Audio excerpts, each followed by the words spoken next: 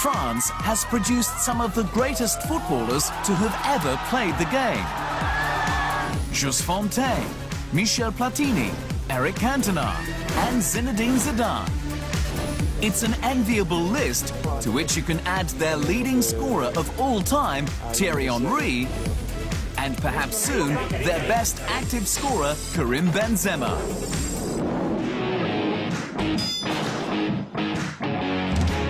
Born in 1977 of Antillean heritage, Thierry Daniel Henry was terrible at school, but a natural at football, even if the 7-year-old wasn't keen on either. Discipline was something Thierry didn't have, and if it wasn't for the heavy hand of his father Antoine, he may have been an unfulfilled talent. Eventually, it was another father figure, Arsène Wenger, who signed him up at Monaco when he was 15. It was the start of one of football's most successful player-coach relationships. Born 10 years later of Algerian heritage, Karim Mostafa Benzema was the 6th of 9 children and the most dedicated to both school and sport. When the president of his small local club Bron refused to let him sign with the biggest local club, Lyon, it was Benzema's father Hafid who negotiated the deal. 9 years old, with an iron-fisted father agent, the boy was focused solely on football. From ball boy to Lyon reserve team leading scorer, everyone knew Benzema was a gem. Henry's 5-year senior career at Monaco was full of success, including a UEFA Champions League semi-final appearance and 20 goals in 105 matches. Juventus snatched him up to play the wing, but it was a failed experiment. Now at Arsenal, Father Wenger came calling again, and Henry became a gunner in 1999. There are defining moments in one's life, and Henry's transfer to North London definitely ranks as one of his. Admitting he needed to retrain in the art of striking following his tumultuous time on the wing in Turin, Henry worked hard and became Arsenal's greatest player of all time. 226 goals in 369 matches. TT would become Arsenal's captain and all-time leading goalscorer both in the Premier League and Europe.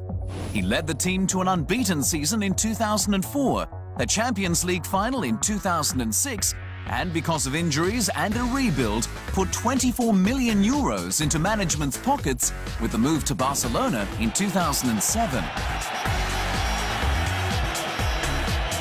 He'd finally win a Champions League in 2009, part of the terrific trio with Lionel Messi and Samuel Eto'o. But Henry's head was always in North London, even after a move to the MLS and the New York Red Bulls. He was reunited with the Arsenal faithful on loan with the club in 2012. He even scored a game-winning goal against Leeds in the FA Cup that was like one giant group hug. Arsenal would immortalise him with a statue outside Emirates Stadium, ensuring that Henry would never ever go away. Benzema hasn't felt the same kind of love at club level. Even though he scored 43 goals in 112 matches for his hometown team, Benzema often fought for a starting role behind the likes of Fred, Wiltord and Carew. His frequent fall in form was often scrutinised, but when he was on, Benzema was on. With the build and running style of Brazil's Ronaldo and comparisons to Zinedine Zidane, the quiet Benzema scored in bunches. So many bunches that he'd be named Ligue 1's Player of the Year in 2008. With 4 Ligue 1 titles and being shortlisted for the 2008 Ballon d'Or, he would join the winner Cristiano Ronaldo at Real Madrid in 2009. Not that it wasn't love-hate at Real as well. Often found warming benches and fielding coaching criticisms of lack of effort and not playing for the team, he responded the only way he knows how, by scoring plenty of goals. Though they have fallen on hard times of late, the national team was a happy haven for Henry. Unselfish and creative, he won a World Cup, a European Championship and a Confederations Cup with Le Bleu, leaving the team as its greatest scorer ever. Call it a case of wrong place at the wrong time. Karim Benzema finds himself in the middle of the French national team's search for an identity. And for a player who spends a fair bit of his time on the bench at club level, the expectations to carry his nation to victory are greater than when Henry was with them. Where Henry had the likes of Trezeguet, Wiltord and of course Zidane to help carry the load, Benzema is often flying solo.